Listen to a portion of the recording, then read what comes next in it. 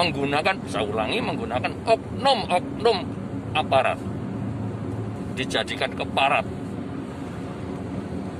Nah, makanya dengan adanya transparansi medsos ini,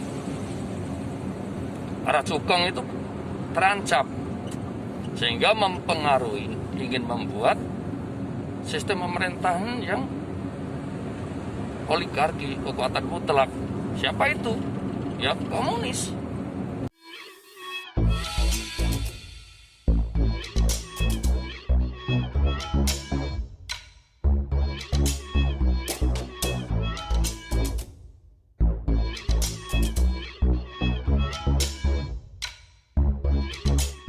Tonton video ini sampai selesai agar Anda tidak gagal paham.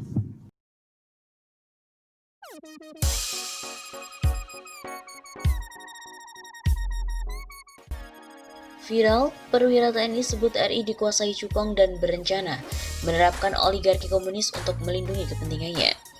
Viral video dari dua perwira TNI aktif yang mengungkapkan unek-uneknya melihat kondisi bangsa Indonesia hari ini. Video tersebut diunggah oleh akun Facebook Anton Permana yang dikutip melalui redaksi pada 3 Oktober.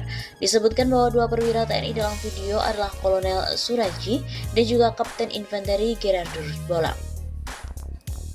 Disebutkan bahwa dua perwira TNI dalam video adalah Kolonel Suraji dan juga Kapten Infanteri Gerardus Borlaks. Setelah kemarin ratusan purnawirawan TNI turun gunung, sekarang perlahan namun pasti para juniornya pun mulai berani tampil menyuarakan kebenaran untuk menyelamatkan bangsa ini.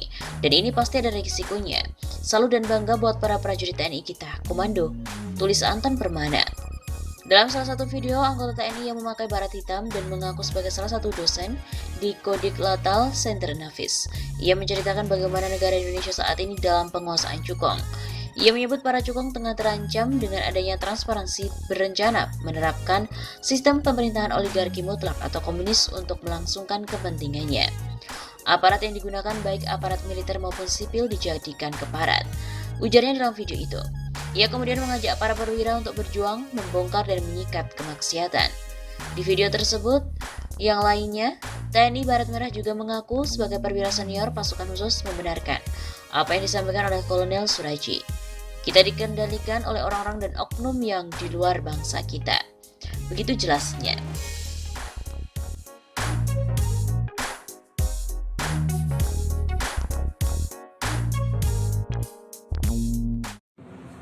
Assalamualaikum teman-teman. Itu tadi saya baca postingan Mas Wisnu transparan, bahasanya halus. Mari kita tuh belajar ngomong lugas, tegas begitu loh. Jadi memang kondisi negara kita ini kalau dalam pandangan ilmu ya, dalam pandangan ilmu strategi, ilmu hukum dan lain-lainnya ya, memang sedang dalam penguasaan cukong seperti yang disampaikan Bapak Bambang Susatyo itu yang di MPR itu Mas. Mulainya dari mana? Dari undang-undang politik. Undang-undang politik tentang keuangan ada sumbangan dari asing. Sumbangan partai politik diperkecil sehingga cukong masuk. Nah, cukong yang membiayai pejabat-pejabat publik ini nanti yang berbalas budi. Itu mulai dari tingkat bupati, gubernur, ya mungkin sampai tingkat pimpinan atas. Nah, sehingga semua anggaran itu kebanyakan kita lihat sajalah. Apa membela rakyat? Apa membangun betul? Kebanyakan yang banyak membangun cukong-cukong itu. Makanya sampaikan Bapak Menhan saat kampanye, 4 orang mempunyai kekayaan sama dengan 100 juta bangsa kita. Itu dari mana? Kalau sistem seperti itu jelas, sistem mafia yang diterapkan. Kalau sistem mafia ya jelas tidak akan transparan. Sulit itu. Nah, makanya dengan adanya transparansi medsos ini, para cukong itu terancam, sehingga mempengaruhi, ingin membuat sistem pemerintahan yang oligarki, kekuatan mutlak. Siapa itu? Ya komunis. Sistem pemerintahan komunis, penguasa mempunyai kekuasaan mutlak terhadap rakyat. Untuk diterapkan di Cina yang banyak penduduknya tepat, bagus itu. Tapi di Indonesia tidak, akan sulit. Rakyat itu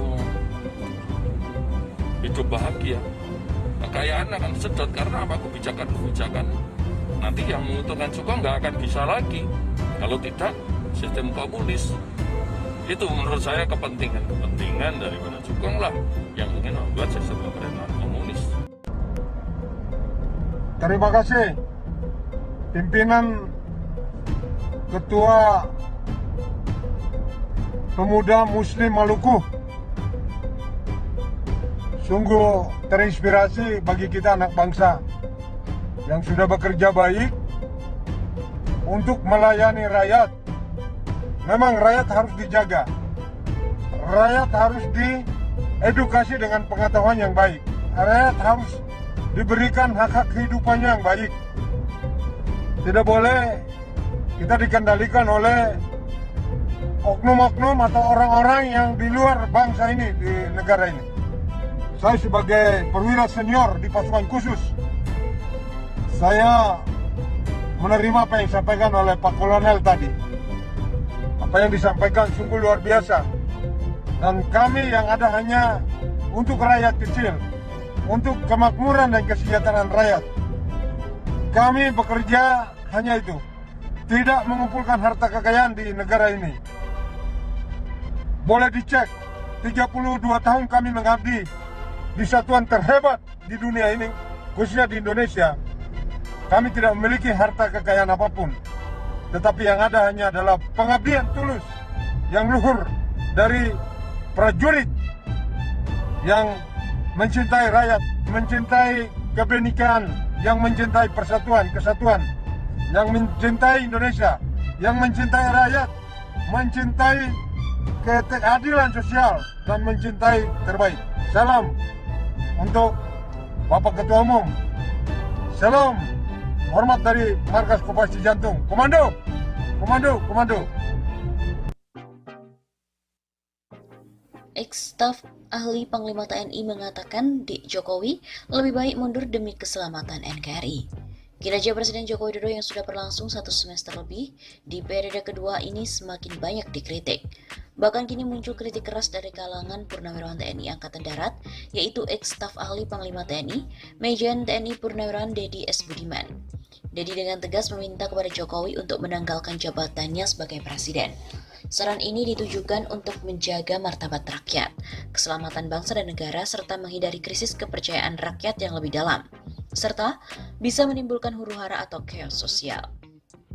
Dek Jokowi, sebagai orang militer tua dari hati yang paling dalam, saya sarankan mundurlah demi keselamatan bangsa dan negara. Itu lebih terhormat ketimbang diterjang chaos sosial dan amuk massa.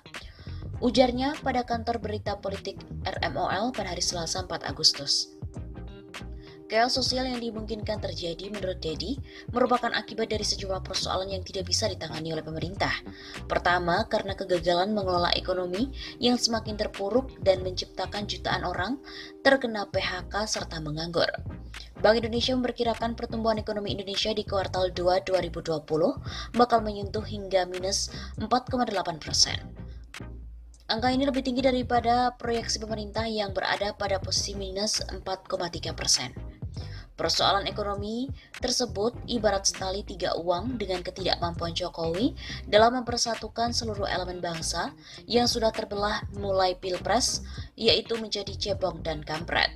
Selain itu munculnya isu terkait berkembangnya paham komunisme, sekularisme dan kapitalisme yang bertentangan dengan konstitusi. TAP MPR serta Undang-Undang Dasar 1945 juga bisa menjadi sebabnya. Belum lama ini, Dedi juga menyoroti berubahnya kedaulatan rakyat menjadi daulat oligarki partai politik dan para taipan. Hal inilah yang menurutnya mempertegas arah gerak keberpihakan pemerintah yang sebenarnya. Kedaulatan ekonomi tidak lagi di tangan rakyat tetapi di tangan asing, asing dan sembilan naga. Sehingga kebijakan rezim sudah tidak berpihak kepada rakyat, akan tetapi berpihak kepada asing, asing dan juga sembilan naga. Dedi memberikan contoh real dari keberpihakan pemerintah tersebut dari segi regulasi, di mana faktanya adalah penyusunan RUU Omnibus Law yang dipaksakan tidak partisipatif.